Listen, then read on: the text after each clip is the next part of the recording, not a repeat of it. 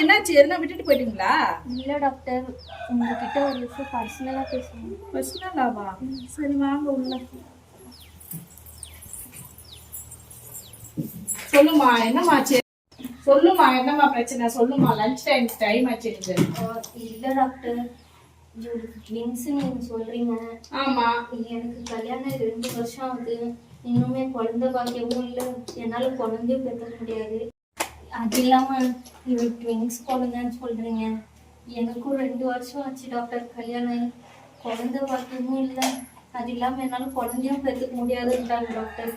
அதனால இவன் குழந்தைல ஒரு குழந்தை எனக்கு கொடுத்துருவீங்க டாக்டர்? என்ன பேசுற? இதெல்லாம் என்னோட மருத்துவ தெரிவில கெட்ட பேர் வரும் எனக்கு. அது மாதிரிலாம் அலோவ் பண்ண மாட்டாங்க. என்ன நினைச்சிட்டு இருக்கிற? ஒரு குழந்தைய கூட என்ன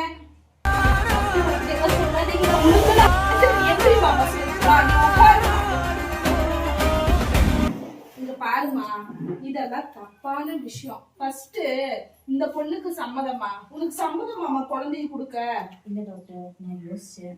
எனக்கு சம்மதமா இருக்காங்க. ஒரு டைம்க்கு 2 டைம் யோசிச்சுக்கோமா. பின்னாடி வந்து பிரச்சனைன்னு வந்து என்ன கை காமிச்சிடாதீங்கம்மா. ஏன்னா என் வேலை போயிடும். இல்ல டாக்டர், எங்க வீட்லயே வந்து ஒரு குழந்தை வளர்க்கறதுக்கே நான் அவ்வளவு பிரச்சனை நேரிடுறேன். இது 2 குழந்தை இருந்துச்சுன்னா என்னால சமாளிக்க முடியாது டாக்டர். அதுக்கு தான் நான் இவளுக்கு ஒரு குழந்தைய கொடுத்துக்கலாம்னு. சரிம்மா, உங்க இஷ்டம். நான் என்னால முடிஞ்சதை பண்றேன். நாளைக்கு பிரச்சனைன்னு வந்து என்கிட்ட நிக்க கூடாது. அவ்வளவுதான். நல்லா பாத்துக்கம்மா. நல்லா சாப்பாடுலாம் கொடு. ஹெல்த் ரொம்ப வீக்கா இருக்குது. அப்புறம் குழந்தைய பத்தி பேசிக்கலாம். போங்க. சரி டாக்டர்.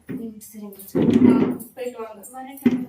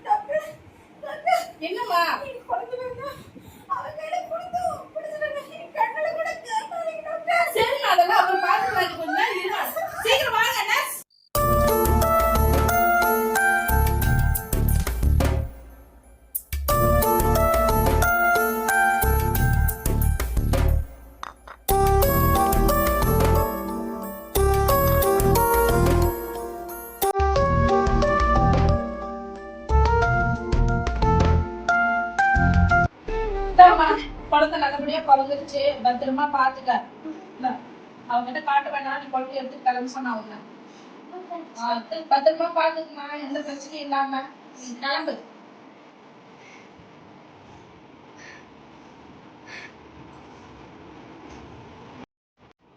இது இனிமே